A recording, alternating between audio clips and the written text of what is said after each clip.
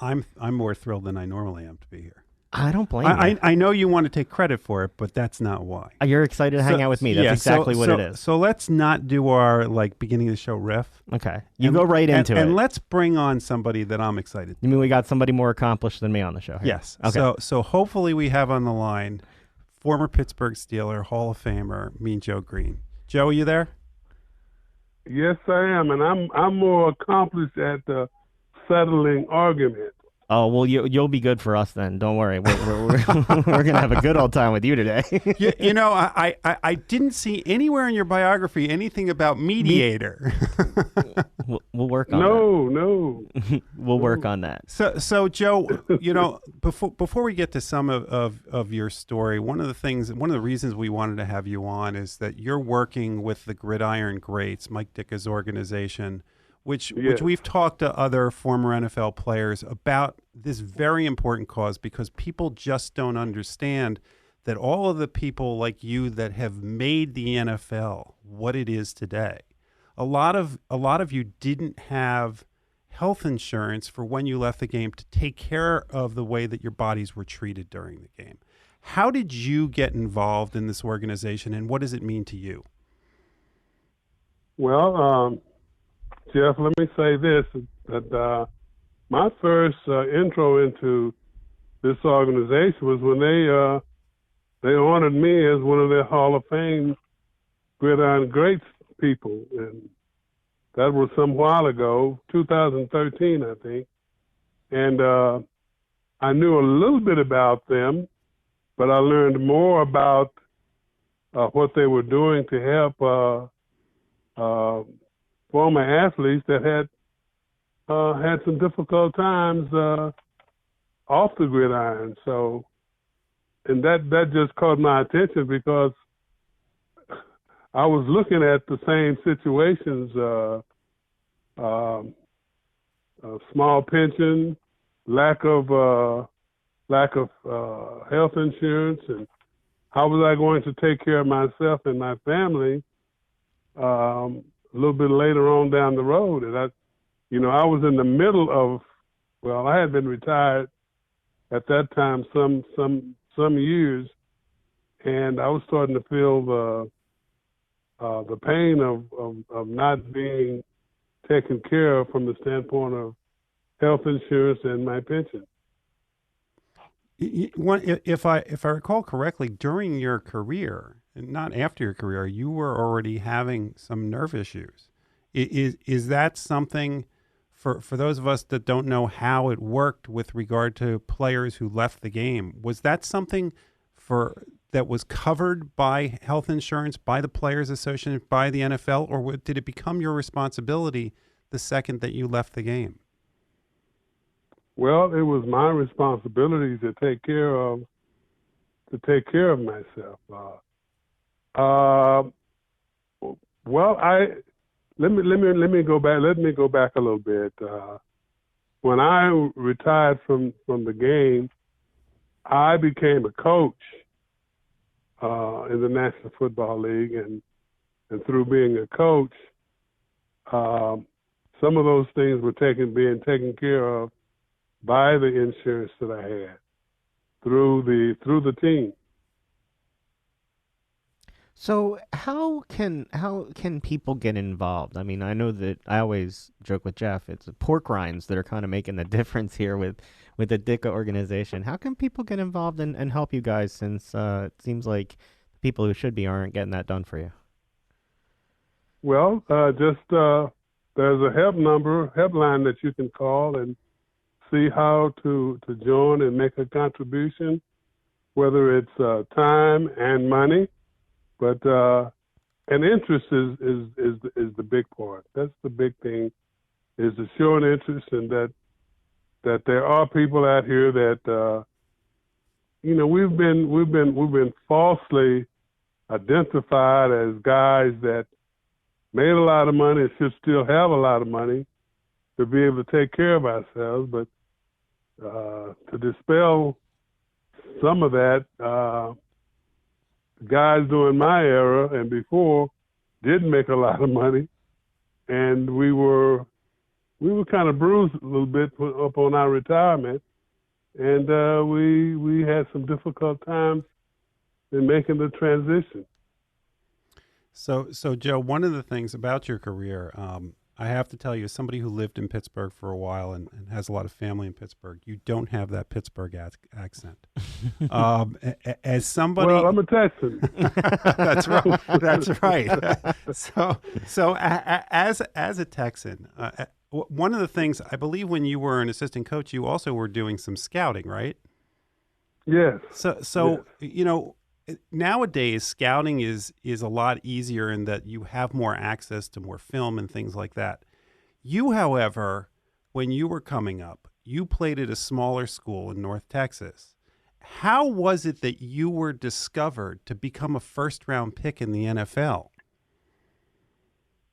Well, as we say in the National Football League, if you play football, doesn't matter where you play, we can find you.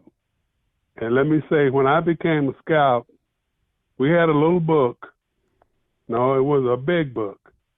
It looked to be probably about 6.5 to 8 inches thick.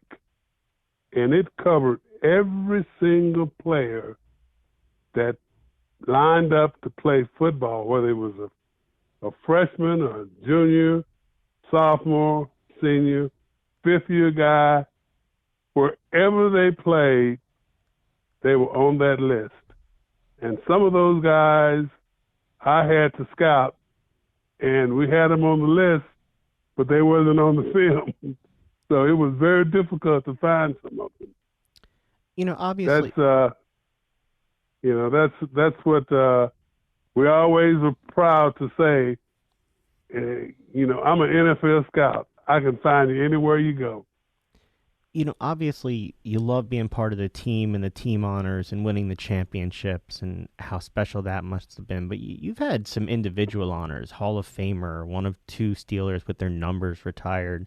What's it like for you to get that recognition for what you've given to the game and to the Steelers to be able to be honored the way you have been after your playing time? And by the way, to the city. Well, I feel really, really good to have been a part of the Steelers during my playing days and afterwards, and I still feel very good about having been a part of the Steelers and still call myself a Steeler. It's a personal thing that I'm just happy about, that I have had that experience and have been in the city of Pittsburgh, who was they didn't have a good football team. We didn't have a good football team when I came there, but they were a football city, and that was special to me. And that was part of my learning, part of my upbringing. And I can't say that my honor really comes about from being a part of it. It's not seeking it, having a glorified moment in it, but it's just being there. This past weekend, I was in Pittsburgh for the giving the rings of 5 gentlemen that just recently received an Hall of Fame induction. And as they were announcing those guys, what I could think about was when I first came to Pittsburgh. And I think when I first came to Pittsburgh, we may have had 3 guys in the Hall of Fame. And I think Johnny Blood was one of them. A gentleman named Bale and Mr. Rooney, Art Rooney. And since that time, that night, we had 5. Coach, Bill Cowher, former coach, And then we had an all-time great scout, Bill Nunn. We had Donnie Shell, who I played with. We had Troy Polamalu, and we had an offensive lineman, Faneca, who Bill Cowell coached. There were 5 guys that were being inducted into the Pro Football Hall of Fame. And let me tell you, that was a proud moment for me to sit there and watch those guys get their rings and having been inducted into the Hall of Fame. And all I could think about was how great that was. And when I see that, I'm thinking about what it was when I first came there. And that just brought tears to my eyes, of tears of joy. Well, Joe, and that's for people that are younger, they don't. I don't think they understand or appreciate that before you got to Pittsburgh was a woeful organization. They were not good at all. Woeful is a good word. Woeful is a good word. And when you got there, it was hard at first, but the amount of talent, the amount of competition that came out of there, and the amount of all-time great players from you and L.C. Greenwood and Lynn Swan, and I mean, I could go Terry Bradshaw. You can go through the list on all 3 sides of a team, and the coaching, Hall of Fame coaching. What was it like to play for a defense that will 100 years from now, people will know what the Steel Curtain was? What was it like to play not just for an organization, but it looked like a group of guys that were just in it together from beginning to end and grew together, and it seems like even beyond football kind of stayed together? Absolutely. A great experience. And I tell you, I say all the time, I knew Mel Blount before he became Mel Blount, Terry Bradshaw before he became Terry Bradshaw, Franco Harris before he became Franco Harris, Jack Lambert before he became Jack Lambert. And that goes to say that we were all there together at the same time. We were young, and we were learning from an outstanding head coach, Chuck Noll, who was the same guy when we were 1-13 my first year until the first year we won the Super Bowl in '74.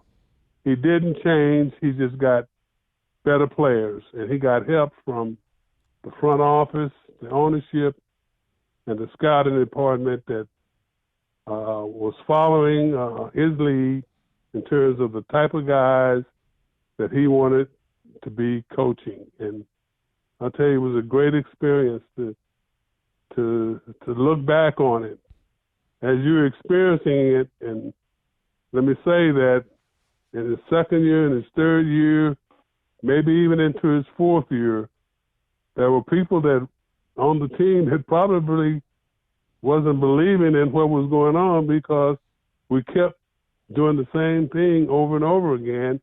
And I must say, I probably was one of those guys that said, "Coach, come on, man, let's do something differently.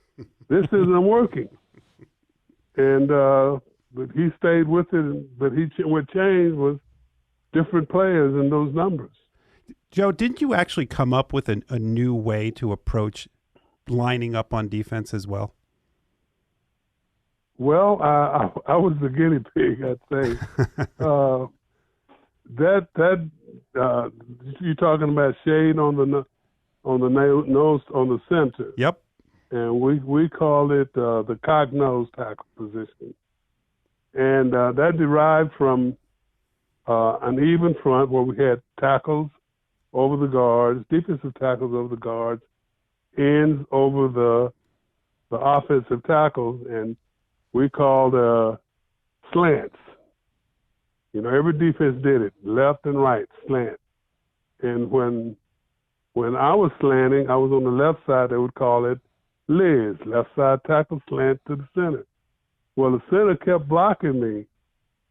when I was going that direction, he was coming over the top. And eventually, our defensive line coach and myself, we said that, well, let me just line up in the thing and see what happens. So I lined up in the slant and found out that I was working probably in the high 90 percentile from the standpoint of defeating the block, as opposed to the other way when I was slanting, it was something like 10 or 15%. So we found out that it was the best for me to line up in the thing. And, when we first unveiled that defense was in the playoff game against the Buffalo Bills. I don't know, at 74, season 74. And we were playing the Bills and the Juice. The first time we played the Bills in that year, the Juice got 212 yards on us. That particular time in the playoffs, first round of the playoffs, he got 50. The next time we played it in Oakland in the AFC Championship game in 74. And the Oakland Raiders were tough. They exemplified when you say tough and mean and ornery. They were the guys. They ran the ball 21 times for 19 yards. So 1-4-3, we call it. The next game was the Super Bowl. You asked me this question now. That's right. We played the Minnesota Vikings, and they ran the ball 19 times for 21 yards. And they were a pretty good football team, just like the Bills and the Raiders. And that was so much fun to play and be a part of that. That 3-game playoff, counting the Super Bowl, to be the Pittsburgh Steelers in the Super Bowl victorious after my rookie year of winning one ball game, which was the first one. And the history of the Steelers up to that point, everybody in the world was surprised about the Pittsburgh Steelers winning the Super Bowl. If you were live and was a football fan, you were surprised too. Oh, and they've been able to continue that success on since he left. I have to ask you, you're such a nice guy to talk to, and I know that you were a nice guy, but you got this nickname that you were mean. You weren't really a fan of it, but you had it. Can you tell me about the nickname? Well, the nickname came about when I got drafted by the Pittsburgh Steelers. Moving from Denton, Texas, home of the North Texas State University Mean Green football team, Greene, Green, and it came about when we played pretty good defense, and they started calling us the Mean Green. And when I came to Pittsburgh, they called me Mean Joe Greene. Some sports writers started doing that, and it was hard to refute that, especially when my second game as a pro football player, I got a penalty for hitting the quarterback out of bounds, 15-yard penalty, and that was in New York. So when they get their teeth into it, I mean, it was hard to get them loose from it. Who was the quarterback? I don't know if you know this guy, Francis Tarkington. Never heard of him. I love how you remember. I've heard of him. I saw you play. I can't tell you, Joe. We could talk to you all day, and your nickname should be Gentleman Joe, not Mean Joe. But we really want to thank you for coming on, highlighting something that's really important for people to know about and people to participate in the Gridiron Greats. And we're going to continue to put out the word regarding that and get people to help. I hope we can talk. I hope we can talk to you again someday, because there's so much more to ask you, including about You apparently throwing something into a stand at a Philadelphia Eagles game. Were you there then? No. Jason would like to think I'm that old, but I wasn't there. And I got to say, you know, I never thought I'd get this opportunity. I know you're not going to send me a jersey, but we just like to say thanks, me and Joe. Hey, you guys are from Philadelphia. Do you know what stadium that was in when the ball came sailing out of the stadium? Was it Franklin Field? There you go. See? Very nice. Joe, we can't thank you enough for the time, and we will continue putting out to try and get you guys the support that you've earned and deserve. Thanks so much for giving us some time today. Thank you so much.